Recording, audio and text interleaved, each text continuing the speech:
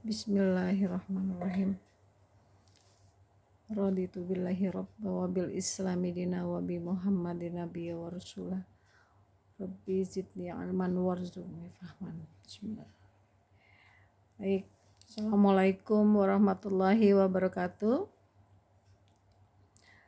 Hari ini saya akan uraikan konteks ruang lingkup dari ekonomi regional yang dipaparkan oleh Profesor Safrizal dari bukunya Ekonomi Regional. Ya, mana nih? Kebalik ya. Nah, inilah ya bukunya ya.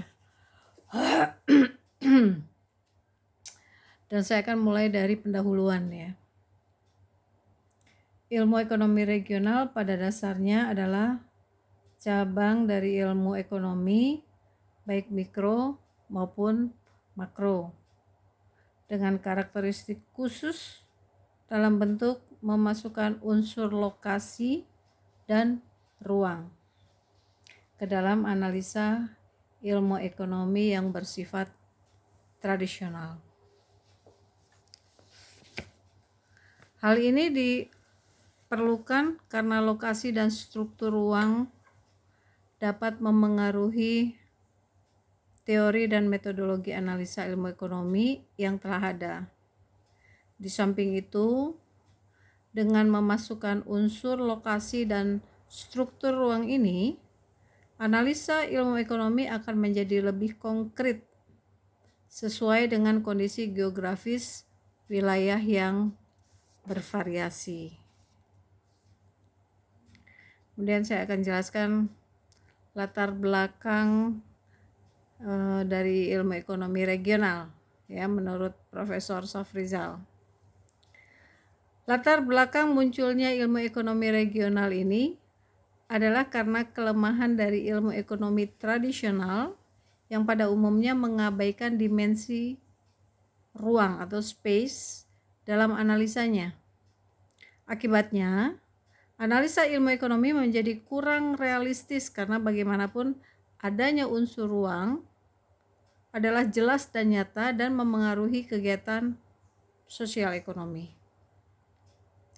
Mungkin kelemahan ini muncul karena pendiri ilmu ekonomi banyak yang berasal dari Inggris seperti Adam Smith, John Maynard Keynes yang sudut pandangnya sangat dipengaruhi oleh kejayaan bangsanya di masa lalu. Sebagaimana sejarah menunjukkan bahwa bahasa Inggris di masa lalu mampu menguasai sebagian besar dunia sejak dari benua Afrika, Asia, Australia, dan Amerika. Sehingga mereka dengan bangga berkata bahwa matahari tidak pernah terbenam di Inggris Raya. Kejayaan tersebut menyebabkan orang Inggris kurang memperhatikan pentingnya aspek ruang dan jarak antar tempat dalam analisa ekonominya. Jadi mengingat kelemahan tersebut dan dalam rangka untuk dapat memberikan analisa ekonomi yang lebih realistis dan operasional, sejak lama sudah banyak upaya para ahli untuk memasukkan aspek ruang ke dalam analisa ekonomi tradisional. Langkah pertama kebanyakan dilakukan oleh para ahli bangsa Jerman, misalnya Johann Heinrich von Thunen tahun 1851, Alfred Weber tahun 1929, August Loos 1954 yang memasukkan aspek ruang ke dalam analisa ekonomi mikro. Perhatian di sini terutama diarahkan pada penentuan dan analisa lokasi dan kegiatan produksi dan penguasaan area pasar. Upaya ini kemudian menimbulkan banyak yang diajarkan di perguruan tinggi, khususnya pada Fakultas Geografi, Perencanaan Wilayah, dan Ekonomi. Karena itulah dewasa ini teori lokasi ini merupakan bagian penting yang tidak terpisahkan dari ilmu ekonomi regional. Walaupun teori lokasi ternyata telah berkembang baik dan beberapa buku telah diterbitkan dalam bidang ini, namun demikian ilmu ini belum dapat secara utuh digunakan untuk memasukkan unsur tata ruang ke dalam analisa ekonomi. Alasannya adalah bahwa analisa teori lokasi hanya bersifat mikro, dengan memfokuskan diri pada analisa lokasi kegiatan ekonomi, khususnya industri dan pertanian. Sedangkan ilmu ekonomi juga mencakup teori ekonomi makro dengan analisa yang bersifat menyeluruh atau agregat, meliputi wilayah tertentu maupun perekonomian secara nasional. Upaya untuk memasukkan dimensi ruang ke dalam analisa ekonomi secara lebih komprehensif mula-mula dilakukan oleh Walter Isard tahun 1956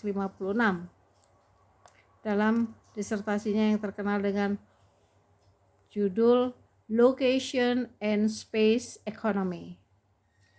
Isard mencoba memasukkan unsur ruang tersebut ke dalam analisa yang bersifat parsial maupun dalam kerangka analisa keseimbangan umum atau General Equilibrium Framework. Mulai saat itu, analisa ekonomi regional muncul sebagai suatu cabang ilmu sendiri yang menekankan pembahasannya pada pengaruh aspek ruang dalam analisa dan pengambilan keputusan ekonomi. Untuk menyebarluaskan ilmu ini, Walter Isard mempelopori pembukaan jurusan khusus di University of Pennsylvania ya pada tahun 1956 dengan nama Regional Science Department. Kemudian departemen yang sama juga dibuka di Cornell University yang ternyata juga berkembang dengan baik. Karena itu tidaklah salah kiranya Walter Isard itu banyak dikenal sebagai bapak ilmu ekonomi regional.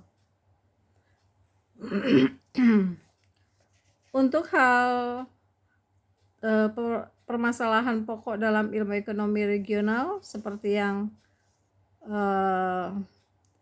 juga dipaparkan oleh Rusli Galib, ya, ada 3 pertanyaan pokok dalam ilmu ekonomi, yaitu what, how, dan who, tapi kemudian berkembang, ya, memunculkan pertanyaan when and where. Nah, ini yang kemudian menjadi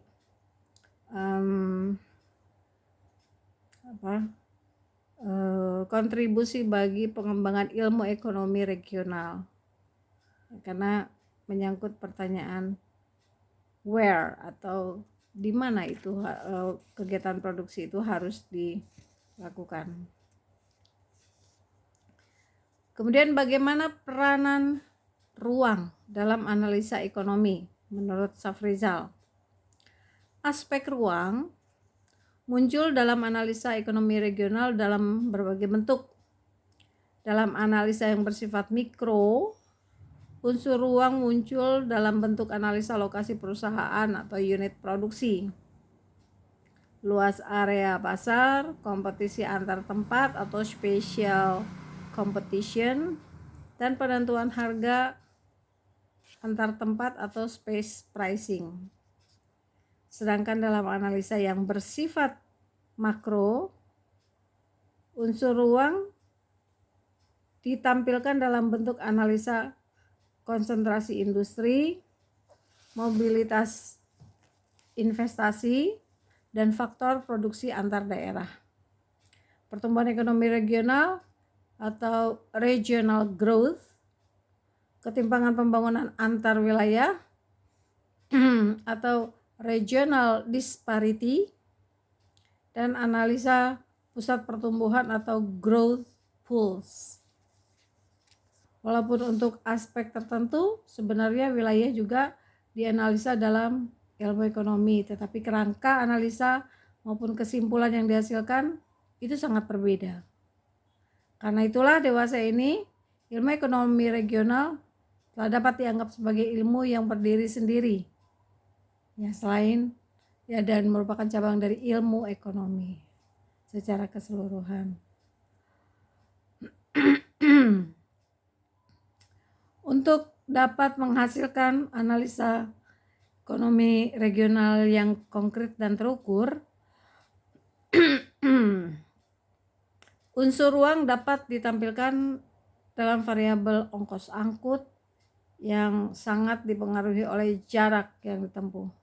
Sedangkan jarak yang dianalisa umumnya dari lokasi bahan baku ke lokasi pabrik dan selanjutnya ke pasar maupun daerah pemukiman ke pasar atau tempat kerja. Ongkos angkut tersebut dapat memengaruhi biaya produksi maupun harga jual hasil produksi di pasar. Karena itu, variabel ongkos angkut akan memengaruhi penentuan produksi optimal, producer equilibrium maupun daya saing produk di pasar atau special competition.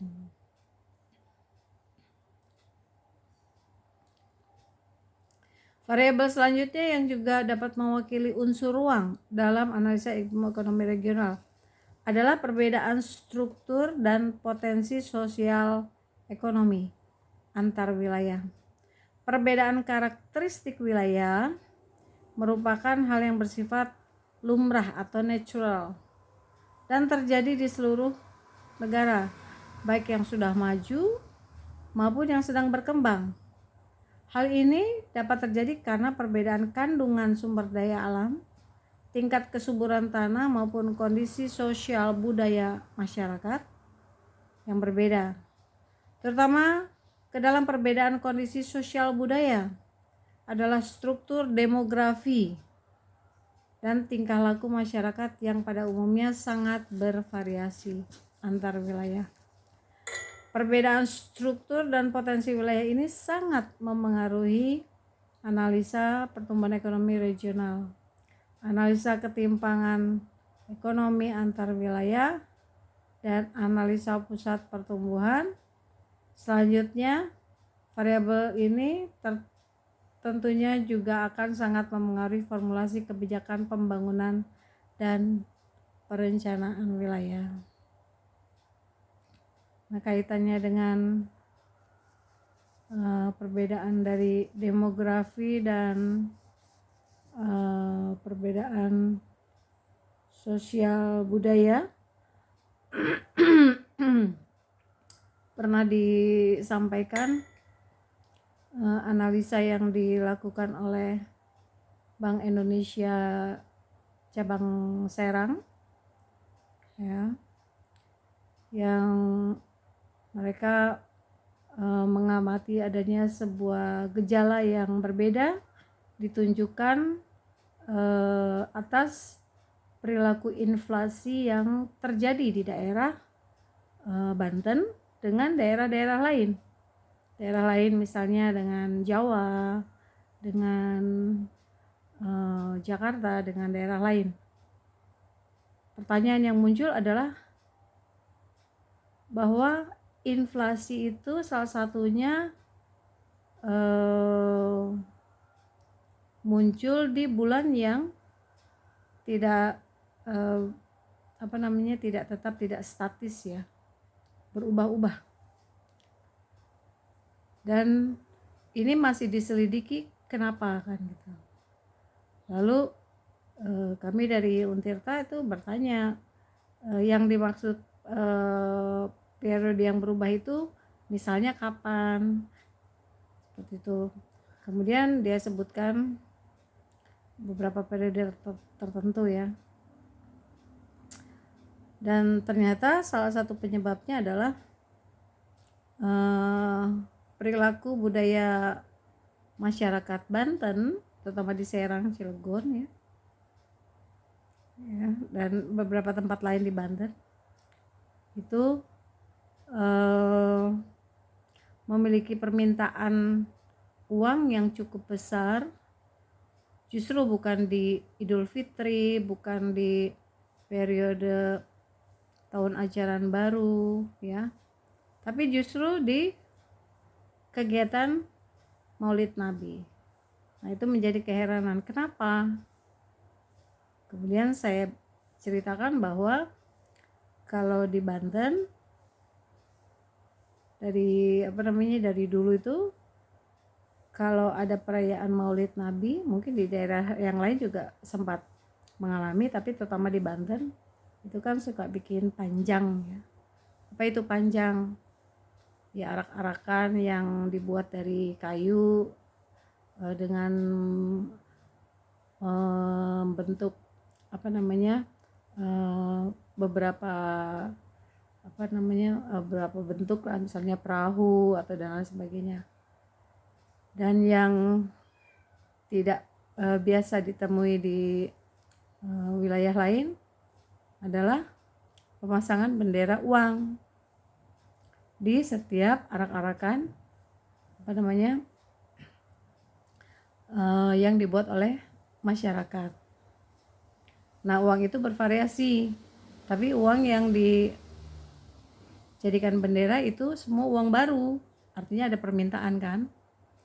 Dari Bank Indonesia itu menganalisa ini ada permintaan sangat besar, dari uang pecahan kecil sampai uang pecahan besar.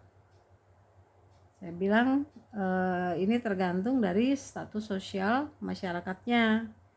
Kalau dia status sosialnya dianggap tinggi, maka benderanya warnanya merah ya, untuk 100 ribuan ya. Nah, kalau yang biasa itu 2 ribuan. Kalau dulu yang 1000-an pedang gitu ya, sekarang 1000-an udah nggak ada, tapi 2 ribuan. Dan itu terjadi secara merata di pelosok-pelosok pedesaan, terutama daerah-daerah yang masih menjalankan ritual pamer panjang pada kegiatan Maulid Nabi. Nah, itu luar biasa. Berikutnya, konsep region sebagai representasi ruang. Berdasarkan beberapa unsur utama yang dipertimbangkan dalam pengelompokan wilayah, secara umum terdapat 4 bentuk wilayah yang banyak digunakan dalam analisa ekonomi regional. Yang pertama adalah homogeneous region. Yang kedua adalah nodal region. Yang ketiga adalah planning region. Yang keempat adalah administrative region. Jadi ada 4 bentuk wilayah. Apa itu homogeneous region? Yaitu kesatuan wilayah yang dibentuk dengan memperhatikan kesamaan karakteristik sosial ekonomi dalam wilayah yang bersangkutan, terutama ke dalam wilayah seperti diantaranya provinsi, kota, kabupaten, dan desa. Sedangkan pada tingkat internasional yang termasuk homogeneous region itu contohnya adalah ASEAN. Nodal region, yang kedua adalah nodal region, yaitu kesatuan wilayah yang dibentuk berdasarkan keterkaitan sosial ekonomi yang erat antara daerah. Keterkaitan ini menjadi penting karena dapat mendorong terbentuknya kesatuan yang erat antara beberapa daerah atau negara terkait, termasuk ke dalam wilayah seperti contohnya yang nodal region itu Jabodetabek, kemudian Shijori, Singapura, Johor, dan Riau, atau segitiga pertumbuhan ya, growth triangle, misalnya IMS, Indonesia, Malaysia, Singapura growth triangle, atau Indonesia, Malaysia, Thailand growth experiential. Yang ketiga adalah planning region, yaitu kesatuan wilayah yang dibentuk untuk tujuan menyusun perencanaan pembangunan. Ya, contohnya wilayah pembangunan perencanaan baik tingkat nasional maupun regional, provinsi, kabupaten atau kota. Ya, yang bisa dilihat pada konsep Replita atau rencana pembangunan 5 tahun atau Propernas, program pembangunan nasional, atau Properda, program pembangunan daerah.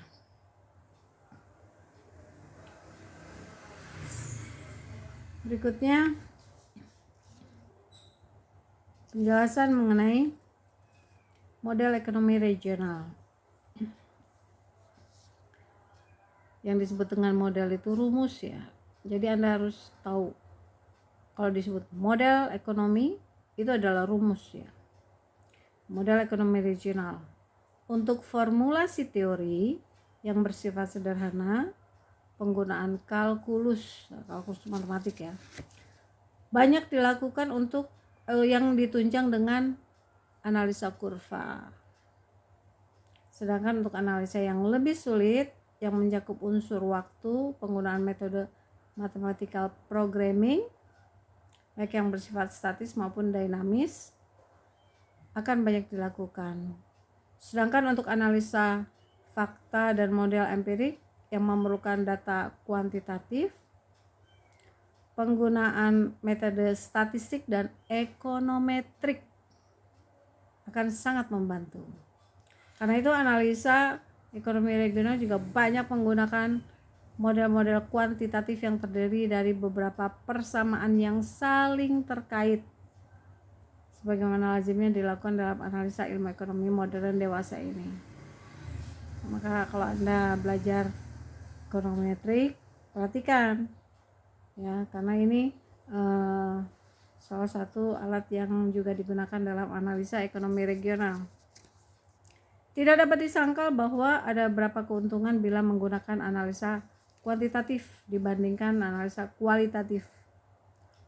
Kalau kuantitatif itu datanya sudah tersedia, kalau kualitatif itu Anda harus cari data sendiri, bikin data sendiri, dan ada metodologinya.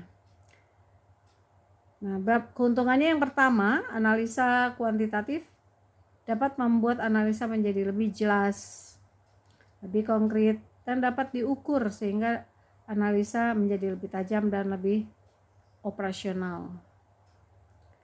Kedua, melalui analisa kuantitatif, asumsi dan persyaratan yang melandasi suatu teori menjadi lebih jelas sehingga penerapan konsep dalam prakteknya akan lebih tepat dan terarah sesuai dengan persyaratan yang diminta oleh teori yang bersangkutan. Yang ketiga, dengan menggunakan analisa kuantitatif, proyeksi dan peramalan masa depan akan dapat dilakukan secara konkret dan terukur, sehingga analisa ekonomi regional dapat juga digunakan dalam penyusunan perencanaan pembangunan wilayah yang dewasa ini sangat diperlukan. Ya. Saya tadi lupa pakai kacamata ya. Berikutnya tentang ekonomi regional sebagai cabang ilmu ekonomi sendiri ya. Jadi dikatakan ilmu ekonomi regional dewasa ini sudah dapat diakui keberadaannya sebagai suatu ilmu yang terpisah karena teori, metodologi, dan analisis empirik yang dikeluarkan tidak sama dengan ilmu ekonomi tradisional. Dengan memasukkan unsur tata ruang atau space ke dalam analisa, maka teori-teori baru yang dapat dihasilkan antara lain teori harga spasial, teori produksi spasial, mobilitas barang dan faktor produksi antar daerah, teori pertumbuhan ekonomi regional, ketimpangan ekonomi regional, pusat pertumbuhan, dan lainnya. Sedangkan dalam metodologi ilmu ekonomi regional menampilkan pula hal-hal yang juga mempunyai karakteristik tersendiri seperti analisa konsentrasi industri, regional input-output analysis, shift share analysis, interregional programming model, regional econometric model, gravity model, land use model, dan lainnya. Kesemuanya ini membenarkan bahwa ilmu ekonomi regional sudah pantas dianggap sebagai cabang ilmu tersendiri. Kemudian kita lihat bagaimana pengertian dan definisi dari ilmu ekonomi regional. Ya, banyak sekali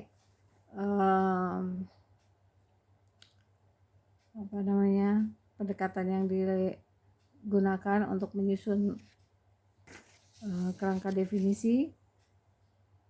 Oleh Safrizal kemudian dikatakan bahwa Dubey Vinod dengan yang keluar dengan satu definisi ilmu ekonomi regional yang lebih luas dan lengkap.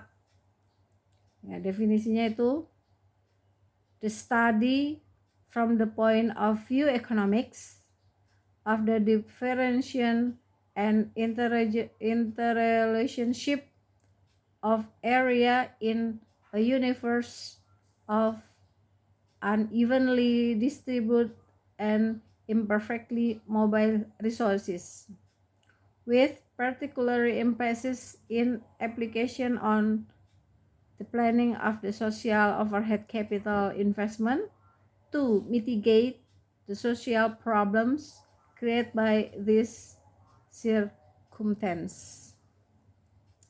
Di sini terlihat bahwa ilmu ekonomi regional sebenarnya lebih banyak menekankan dalam analisanya pemecahan masalah atau solving problem atau problem solving yang berkaitan dengan ekonomi regional, dan pada pengembangan ilmu ekonomi secara murni kebanyakan lebih bersifat teoritis dan konseptual.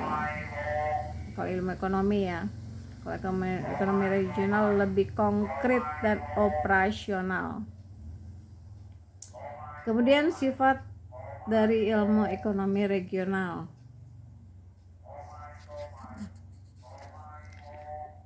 Berlainan dengan ilmu ekonomi regional pada dasarnya bersifat multidisipliner karena di dalamnya melibatkan ilmu lain. Karakteristik ini muncul karena bila tekanan pembahasan pada aspek regional, maka pemecahan masalah tidak dapat dilakukan hanya dengan menggunakan satu disiplin ilmu saja. Pemecahan masalah pada suatu wilayah tertentu ataupun antar wilayah memerlukan berbagai macam ilmu terkait tidak hanya ekonomi, misalnya geografi, sosial, pertanian, planologi, hukum, dan lainnya. Namun demikian, penggunaan ilmu ekonomi dalam ekonomi regional sebegitu jauh masih mempunyai peranan yang lebih besar dibandingkan dengan ilmu lainnya. Karena sifat yang multidisipliner tersebut menyebabkan Walter Isard sebagai pelopor ilmu ekonomi regional ini pada waktu itu mendirikan unit pendidikan di University of Pennsylvania di Amerika Serikat tahun 1956, cenderung menggunakan nama lebih umum yang sifatnya lebih umum ya, yaitu ilmu regional atau regional science. Ke dalam disiplin ilmu ini di samping analisa ekonomi regional juga termasuk ilmu transportasi, analisa lingkungan atau environmental analysis. Samping itu, jurnal ilmiah juga banyak membahas analisa ekonomi regional dengan menggunakan nama Journal of Regional Science. Bahkan kelompok peneliti pencinta dari ilmu ini membuat organisasi profesi yang disebut sebagai Regional Science Association. Tapi kalau di Indonesia masih karena jumlahnya masih sedikit, masih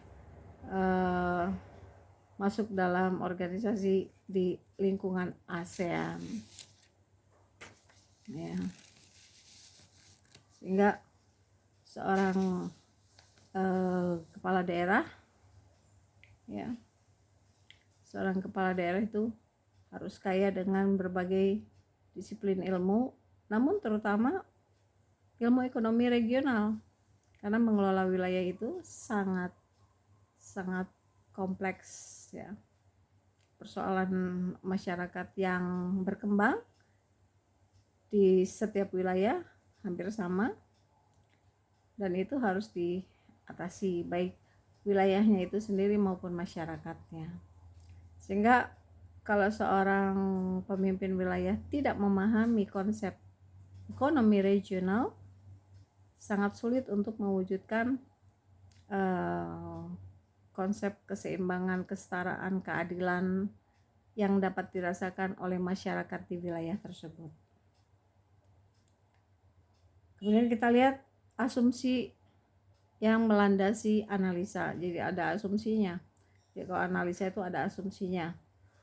Salah satu asumsi yang banyak digunakan para ekonomi dalam melakukan analisis itu ceteris paribus. Ya, apa itu ceteris paribus? Other things being equal. Jadi faktor-faktor lain yang sebetulnya dianggap mempengaruhi tapi dianggap tidak berubah, ya, atau konstan, namanya ceteris paribus.